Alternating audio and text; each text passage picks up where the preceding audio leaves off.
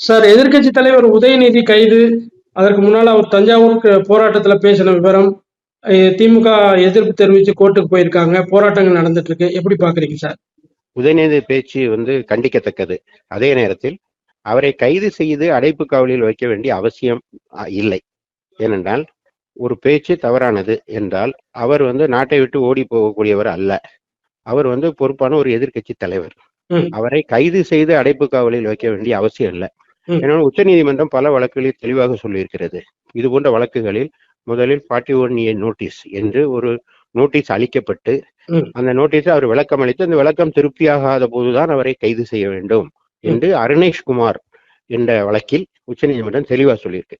இன்னொன்னு Kedarnath Singh versus state of பீகார்னு ஒரு வழக்கு இருக்கு. அந்த வழக்குல என்ன சொல்றாங்கன்னா, பொதுவாக கருத்துரிமை பாதிக்கப்படக்கூடாது. இது மாதிரி அவதூறான பேச்சு என்று கருதினால் அந்த பேச்சு தனிப்பட்ட முறையில் அதை வழக்காக தொடர்ந்து நீதிமன்றங்கள் மூலமாக தான் நடவடிக்கை எடுக்கணுமே வெளிய போலீஸை காவல்துறையை கொண்டு கைது செய்வது முறையல்ல.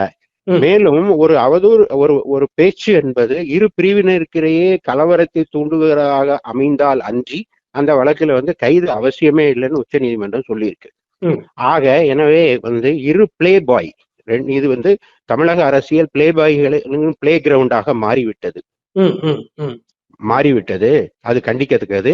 கைதும் கண்டிக்கத்தக்கது, அவருடைய பேச்சும் கண்டிக்கத்தக்கது. இது உதயநிதிக்கு இது புதிதல்ல. ஆனா அரசு என்ன நினைக்குதான், தன் கையில் இருக்கிற காவல்துறையை பயன்படுத்தி ஒடுக்கி விடலாம் என்று நினைத்தது தவறு. மேலும் அவர் ஒரு சட்டமன்ற எதிர்க்கட்சி தலைவர். நாளைய தினத்துல சட்டமன்றம் கூடுகிற சூழ்நிலையில இந்த கைது தேவைதானா என்ற கேள்வியும் எழுகிறது.